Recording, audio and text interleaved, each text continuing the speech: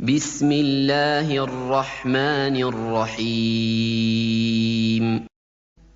الله نور السماوات والأرض مثل نوره كمشكاة فيها مصباح المصباح في زجاجة الزجاجة كأنها كوكب دري يوقد من شجرة مباركة زيتونة لا شرقية ولا غربية يكاد زيتها يضيء ولو لم تمسسه نور على نور يهدي الله لنوره من يشاء ويضرب الله الأمثال للناس والله بكل شيء عليم. السلام عليكم ورحمة الله وبركاته. طبتم وطاب ممشاكم وتبوأتم مقعدا من الجنة وعافانا الله وإياكم من نار جهنم إن شاء الله. Dear brothers in Islam, السلام عليكم ورحمة الله وبركاته. We miss you. We've been 2 weeks now. We have guests, alhamdulillah.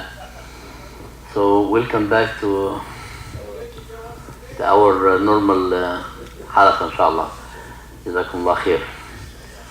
الحمد لله رب العالمين الرحمن الرحيم والعاقبة للمتقين والصلاة والسلام على أشرف الخلق أجمعين وعلى صحابته الطيبين المجاهدين المخلصين المؤمنين الذين قال لهم الناس إن الناس قد جمعوا لكم فاخشوهم فزادهم إيمانا وقالوا حسبنا الله ونعم الوكيل واجعلنا معهم بحكمتك ورحمتك يا أرحم الراحمين في جنات النعيم.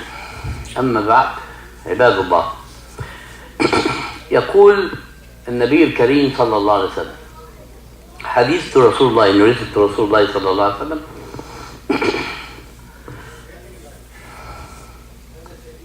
الأنبياء لم يورثوا درهم ولا دينارا ولا درهما، إنما ورثوا العلم، فمن أخذ به أخذ بحظ وافر. The prophet and the messenger, you do not leave after, when he passed away, you do not leave the dollar or money, but he left money, knowledge. So the old scholar, the prophet, يوكينا الحمد لله تركوا علم, knowledge. You never leave money. The prophets, any prophet, when he leave this dunya and he go in here after he meets Allah subhanahu wa ta'ala, he left behind him knowledge. The smart people, the one he take the knowledge. حظ وافر, lot of lucky person when he take this knowledge. Imam Abu Hanifa, may Allah bless him, يقول أحب إلي أن أسمع سير الأولين عن أن أسمع الفقه. فقه هنا بمعنى understandable. Imam Abu Hanifa says, I love to hear the seerah from the people before us. Why? هنتعلم منهم بالطريق السليم. We learn from these people before us how to be in the right way. هيعلمونا الهمة والرجولة، مش هنكون أنصاف رجال، هنكون رجال بمعنى كلمة رجال. من المؤمنين رجال صدقوا ما عاهدوا الله عليه. So we learn from these people before us how to be real man, how to make your effort strong in Islam. So Abu Hanifa says, I like to hear this story about the people before us more than fiqh. Fiqh here, that means understandable. Study, the fiqh study. The fiqh is علم. تقعد تذاكر وتدرس like the algebra and the mathematics, stuff like that. So this is the fiqh. So he liked to hear the story from the people before. He give you wisdom, hikmah, and you learn from the people. Today, dear brothers in Islam, inshallah, I know as usual we start late, but inshallah we try to focus about one from the famous people. يقول النبي الكريم إن المولى عز وجل يبعث لهذه الأمة على رأس كل 100 سنة من يجدد لها دينها. النبي عليه الصلاة والسلام narrated حديث narrated رسول الله. He says every 100 years Allah sends one, he make it تجديد to this deen, refreshment. The one of those our guest today. The one of those عالم أنار الله بعلم العالم كله. The one of those our scholar today, by his knowledge Allah سبحانه وتعالى make light everywhere. من سنة 150 هجرية لغاية النهاردة وحتى يوم الدين علم منور. الإمام محمد بن إدريس الشافعي الذي قيل فيه إن أردت العلم النفيس فعليك بمحمد بن إدريس. إمام محمد بن إدريس الشافعي. We have مذاهب. Everybody know the مذاهب.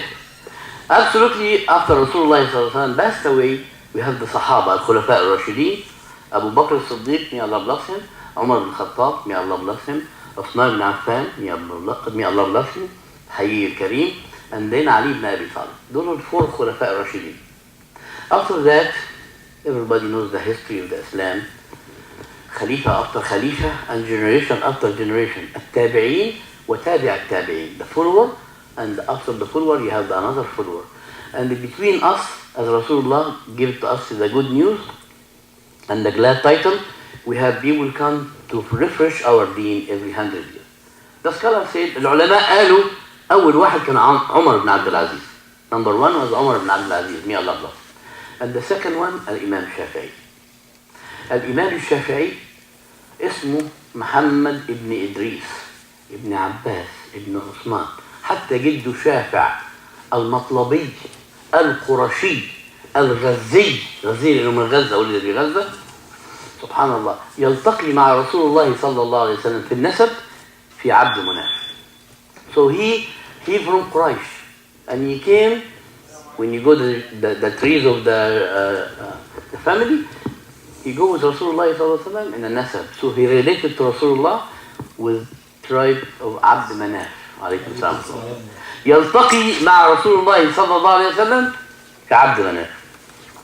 فهو قرشي مطلبي، ولد في غزة وقيل في عسقلان. He born in غزة من فلسطين، وهو عنده 2 سنين توفى أبوه. When he got 2 years, his dad passed away. أمه أيضا من الحجاز. وعليكم السلام ورحمة الله وبركاته. أم الإمام الشافعي من الحجاز، وأصلها من اليمن، من قبيلة أسد في اليمن. فأصله عريق. يعني the roots of the Imam Shafi'i as a family is very strong.